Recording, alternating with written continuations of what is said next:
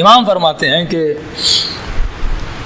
اللہ نے شراب کو منع کیا، اس کا ریزن ہے، جب تک ریزنز کو تلاش نہیں کرو گے شراب کو حرام کیا. ایون ون ڈراپ، ایک قطرہ بھی شراب کا حرام ہے. پورا ملک آیا رسول خدا کے بعد، یا رسول اللہ ہم مسلمان ہو جائیں گے، ہمیں ایون ایک کپ شراب کی پینے کی اجازت ہو، وہ بھی سردیوں میں، کیونکہ ہمارے یہاں سردی بہت ہوتی ہے، شراب کے پینے سے خون گرم ہوتا ہے. تو رسول نے کہا کہ تمہارے شراب میں نشہ نہیں ہے؟ کہ نہیں، نشہ تو ہے. کہ ہر وہ چیز جو مسکر ہے، نشے آور حرام ہے. آج تک آپ نے ایک نشہ سنا شراب کا، آج سنو امام 5 نشوں کی بات کرتے ہیں. فرمائیے 5 نشے انسان کی عقل کو زائل کرتے ہیں، اور اگر کسی کے اندر یہ 5 نشے آئیں وہ کمزور دماغ والا ہے، اور کمزور دماغ والا کبھی علی والا نہیں ہو سکتا. علی والے سے مراد کبھی بھی صراط مستقیم پہ نہیں چل سکتا. پہلا نشہ سکر المال، مال کا نشہ. فرماتے یہ نشہ ان الانسان لیطغی، یہ انسان طغیان کرتا ہے. کب؟ جب استغنا، جب یہ غنی ہو جاتا ہے، جب یہ مال کے پیچھے جاتا ہے. مال کمانا گناہ نہیں ہے، لیکن مال کے نشے میں گرفتار ہو جانا یہ بڑا گناہ ہے. ابن سعد جب مال کے نشے میں آیا تو قاتل حسین بنا، ورنہ جناب سلیمان بھی بڑے مالدار تھے، لیکن ان پر مال کا نشہ. مال کا نشہ کب چڑھتا ہے؟ جب انسان طغیان کرتا ہے. طغیان کب کرتا ہے؟ جب اس مال کو اپنا سمجھنے لگتا ہے. ثعلبہ رسول کا صحابی ہے، دعا کی، دعائے رسول سے امیر بنا. جب نبی نے زکوٰۃ کا کہا منکر زکوٰۃ بن گیا کہ جب مال میرا ہے تو زکوٰۃ میں کیوں دوں. 8 امام کے پاس شیعہ ملنے اور کہنے لگے مولا ہمیں رخصت چاہیے. کون سی رخصت مولا؟ خمس سے رخصت چاہیے.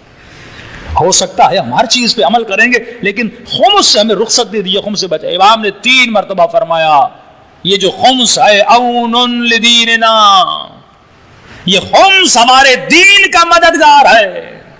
خمس ہے تو دین کو بقا ہے، خمس ہے تو مدارس کو بقا ہے، خمس ہے تو علم دین کو بقا ہے. 3 مرتبہ فرمایا لا نجعل لا نجعل لا نجعل، میں کبھی بھی تمہیں یہ رخصت دے نہیں سکتا، ایک لمحے کے لیے رخصت نہیں دے سکتا. کیوں؟ کیونکہ اگر مال تمہارے وجود میں مستی پیدا کرے، نشہ پیدا کرے، تو انسان تو قاتل علی بھی بن جاتا ہے، انسان تو راشی بھی بن جاتا ہے، انسان تو دین کے راستے سے ہٹ بھی جاتا ہے. دوسرا نشہ، پہلا نشہ سکر المال، دوسرا نشہ سکر العلم، علم کا نشہ. کبھی کبھی میں بہت بڑا ڈاکٹر ہوں، مجھ سے بڑا کوئی انجینئر نہیں، مجھ سے بڑا کوئی نوح خان نہیں، مجھ سے بڑا کوئی خطیب نہیں. جب علم کا نشہ چڑھتا ہے، خوارج کیوں بنے؟ علم کے نشے کی وجہ سے. بلعم باعور کیوں بنا؟ علم کے نشے کی وجہ سے. جنگ جمل ہے، رسول کا صحابی، مفسر قرآن، کاتب وحی ہے، لیکن علم کے نشے نے قرآن کی آیتیں پڑھ پڑھ کے کہہ رہا تھا اے مسلمانوں آ جاؤ علی سے لڑو. اگر صوم ہے تو صوم تمہارے لیے ام المومنین عائشہ ہے، تمہاری نماز ام المومنین عائشہ ہے، تمہارا حج ام المومنین. قرآن کی آیتیں پڑھ پڑھ کے دلیلیں دے کر لوگوں کو خلیفۃ اللہ سے لڑا رہا تھا، کیونکہ علم تھا، اس علم کو مس یوز کر رہا تھا. آج بڑے بڑے عالم ممبر پہ آتے اور اپنے علم کو مس یوز کرتے ہیں. اپنے علم کے بڑا شاعر ہے لیکن اپنی شاعری کو راہ خدا میں استعمال نہیں کرتا، مخالفت خدا میں استعمال کرتا ہے. بڑا انجینئر ہے، بڑا ڈاکٹر ہے، جس نے ایٹم بم بنایا وہ بھی عالم تھا. لیکن علی کا جملہ یاد رکھنا، امام فرماتے علم اگر کمینے کو دیا جائے اس کی کمینگی بڑھتی ہے، اور شریف کو دیا جائے اس کی شرافت بڑھتی ہے.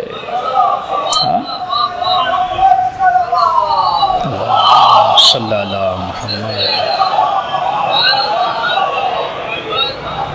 علم کا نشہ، مال کا نشہ. تیسرا نشہ سکر القدرہ، قدرت کا نشہ، پاور کا نشہ. ضیاء الحق کو پاور کا نشہ تھا. کون گرا سکتا ہے میری حکومت کو؟ میں جنرل ہوں، میں کرنل ہوں، جس کو ماروں میری مرضی ہے، جس کو پھانسی کے پھندے پہ چاڑوں میری مرضی ہے. لیکن مال کا، قدرت کا نشہ اللہ نے کیسے اتارا؟ جنازہ تک نہیں ملا. یہ ویلیو ہے. قدرت کے نشے میں سلیمان نے دعا کی خدایا مجھے سب سے بڑی حکومت دے. کسی نبی کو اتنی بڑی حکومت نہیں ملی، ہواؤں پر، جنوں پر، پرندوں پر، چرندوں پر. لیکن حکومت تھی پر حکومت کا نشہ نہیں تھا. حاکم بن پر حاکم کے نشے میں نہ. جتنے بھی حکماء اسلام گزرے، یزید کا نشہ کون سا؟ حکومت کا نشہ، قدرت کا نشہ. زینب کو مخاطب کر کے کہہ رہا ہے الیاذ باللہ، الیاذ باللہ، کہ رب نے تجھے مارا، اللہ نے تیرے بھائی کو مارا، یہ قدرت کا نشہ تھا کہ نماز رسول کے لاشے کو پامال کیا جا رہا ہے. مجھے قدرت ہے، یہ لاشا زمین پہ پڑا ہے. یہ قدرت کا نشہ تھا جس نے سید سجاد کے ہاتھوں میں رسیاں باندھی. یہ قدرت کا نشہ تھا جس نے علی کے ہاتھوں میں رسیاں باندھی. یہ قدرت کا نشہ تھا جس نے سیدہ زہرا کے گھر پر دروازے کو آگ لگا دی.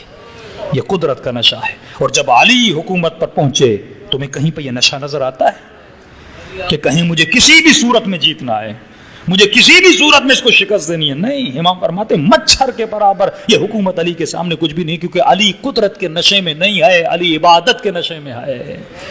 العقل ما عبد برحمان. تو قدرت کے نشے سے بچو. چوتھا نشہ سکر الشباب، خطرناک نشہ ہے، جوانی کا نشہ.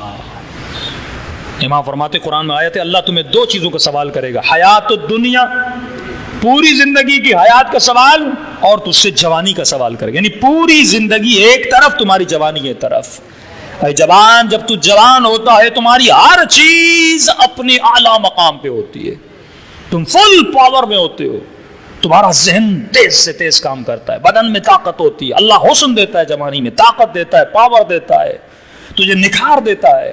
لیکن سوال یہ ہے کہ تو جوانی کو استعمال کہاں کرتا ہے؟ لا تمشی فی الارض مرحا. اے انسان زمین پہ چلا کر کے نہ چلا کر، جوانی کے نشے میں خود کو تباہ نہ کیا کر. اپنی جوانیوں کو عبادت الہی میں صرف کیا کر، اپنی جوانی کو خدمت امام زمانہ میں صرف کیا کر. اے خاتون، اپنی جوانی کو گلیوں اور بازاروں میں صرف نہ کیا کر، اپنی جوانی کو خدمت سیدہ زینب میں صرف کیا کر.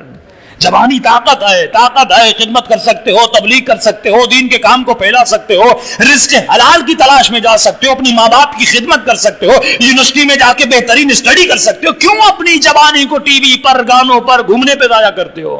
جب تمہارا امام وہ جو سب سے اعلیٰ ہے، جب تمہارا امام وہ جو سب سے بڑا عالم ہے، تو ہونا تو یہ چاہیے کراچی کا سب سے بڑا ڈاکٹر بھی شیعہ ہونا چاہیے، یہاں کا سب سے بڑا انجینئر بھی شیعہ ہونا چاہیے. کیونکہ جب علی ہر میدان میں آگے ہے تو علی کا ماننے والا بھی ہر میدان میں آگے ہونا چاہیے. ہاں، یہ جوانی ہے. شکر جوانی میں مت آنا، یہ سمجھنا میں جوان ہوں، مجھے تو موت نہیں آنی، میں جوان ہوں، مجھے کون روکے گا. کبھی جوانی میں باپ پہ ہاتھ اٹھاتا ہے، کبھی جوانی میں ماں کو گالیاں دیتا ہے، کبھی جوانی میں بہن کو مارتا ہے، کبھی زور بازو سے بیوی پہ ظلم کرتا ہے. تو جوانی کے نشے میں نہیں آنا. اگر تجھے جوان دیکھنا ہے تو حسن و حسین کی جوانی دیکھو، اگر تجھے جوانی دیکھنی ہے علی اکبر کی جوانی دیکھو. یہ جوانی جو قاسم کی جوانی کہاں پہ صرف ہو رہی ہے. عجیب جملہ فرما، موت تو آنی ہی آنی ہے، مجھے مرنا تو مرنا ہے، لیکن مجھے بہترین بیسٹ وے میں موت آئے. اور اکبر نے کہا بہترین موت شہادت کی موت ہے. مرنا تو ہم سب کو ویسے ہی ہے نا، بستر پہ مر جاؤ یا ایکسیڈنٹ میں مر جاؤ. بہترین موت کون سی؟ شہادت کی موت ہے. تو شکر المال، شکر القدرہ، شکر العلم، شکر الشباب، آخری شکر المدح، تعریفیں سننے کا نشہ. اب اس میں آپ زیادہ نہیں، مولوی بہت گرفتار ہیں. ہاں، چاپلوس، ادھر گھوم رہے مولانا، ادھر گھوم رہے مولانا، کیا کہنا مولانا. یہ واہ کبھی کبھی ریاکاری میں اور شرک میں کیوں چلی جاتی؟ علماء اخلاق جنہوں نے ہمیں سکھایا، فرمایا اگر واہ سے خوشی مل رہی ہے یہ شکر المدح ہے. مولانا مجلس پڑھ چکا کہ مولانا یہاں مزہ نہیں آیا. بھائی کیوں نہیں آیا؟ کہ مولانا ایسے گونگے بیٹھے تھے، پوری مجلس میں کوئی واہ نہیں، کوئی نعرہ نہیں. اس مولوی کو شکر المدح ہے، یہ مدح کے نشے میں گم ہے. واہ نہیں ہو رہی، اسے مزہ نہیں آ رہا نا، کیونکہ نشہ نہیں مل رہا. اس دیکھیں ہر بندے کا اپنا نشہ ہوتا ہے. جو بسوں میں کنڈکٹر ہے ان کا نشہ گٹکا ہے، تو آپ کو برا لگتا ہے وہ گٹکا کھا رہا ہے، اس کا نشہ گٹکا ہے. جو ڈرائیور پٹھان ہیں ان کا نشہ نسوار ہے، اور جو سندھ کے مولائی ہیں درگاہوں پہ ان کا نشہ چرس ہے اور بھنگ ہے، جنت کی بوٹی. ہاں، یہ ان کا نشہ ہے. مولویوں کا بھی نشہ ہے، ہر بندہ نشہ یہ بھائی. ان کا نشہ یہ مدح ہے، ان کا نشہ یہ واہ ہے. ذاکر کا نشہ، ایران کے بہت بڑے عالم دین استاد اخلاق اصفہان میں فرمایا نماز عید لاکھوں کا مجمع، جس آیت اللہ بہجت کو لوگ دیکھنے کے لیے ترستے تھے، صرف زیارت ہو جائے دور سے. یعنی آغا بہجت کے پیچھے نماز پڑھنے 3 گھنٹہ پہلے آ کے مصلی بچھا دیتے تھے. جب بہجت غلام علی کی نماز کا یہ عالم ہے تو علی کی نماز کا عالم کیا ہوگا؟ ہاں؟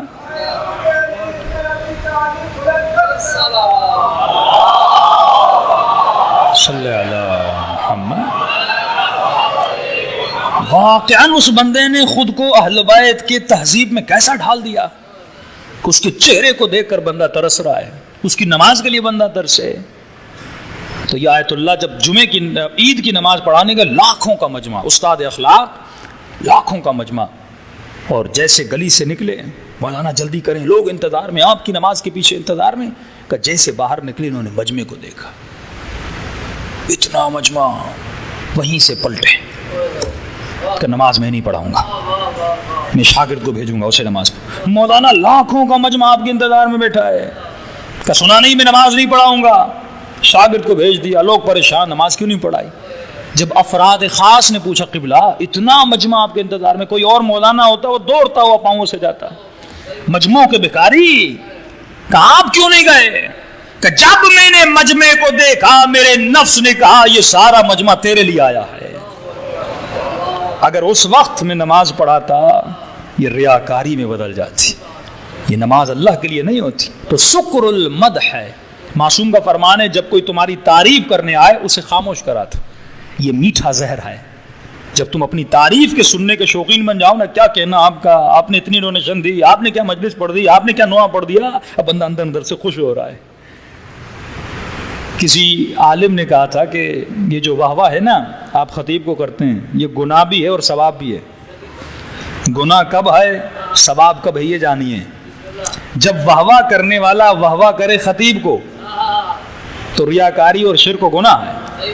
اگر واہ واہ کرنے والا، جیسے بعض مولانا کے سیکرٹریز ہوتے ہیں نا، مولانا نے جملہ پھینکا نہیں وہ واہ واہ واہ واہ کرتا ہے، جملہ آیا نہیں واہ واہ، پورا منہ واہ واہ میں چلتا رہتا ہے، ہاں گاڑیاں بھر کے لاتے ہیں، ہاں بھائی ہم بھی مسائل پڑھتے، ہمارے مسائل میں کوئی بے ہوش نہیں ہوتا، ہاں وہ جناب کے لیے ایمبولینسز لائی جاتی ہیں، لوگ بے ہوش ہو جاتے ہیں۔ مسئلہ کیا ہے؟ کیونکہ ایک بندہ مولوی کو واہ واہ کرتا ہے، حسین کے لیے نہیں رو رہا، مولوی کے لیے رو رہا ہے، مولوی کے لیے واہ واہ کر رہا ہے۔ اگر واہ واہ کرنے والا مولوی کو واہ واہ کرے تو اس کا واہ واہ کرنا گناہ، لیکن اگر سبحان اللہ اور واہ واہ کرنے والا اس ذکر کو واہ واہ کرے جو مولانا کر رہا ہے تو پوری رات بھی کرتا رہے تو عبادت میں شمار ہے۔ ہاں؟ مدح میری نہیں ہے، مدح ذکر علی کی ہے۔ تو فرمائیں ان 5 نشوں سے بچنا۔ شراب کے نشے سے تو الحمدللہ سب شیعہ بچے ہوئے ہیں، لیکن ان 5 نشوں سے بچنا جو شراب کے نشے سے بھی زیادہ خطرناک ہے، جو انسان کو قاتل علی بنا دیتی ہیں۔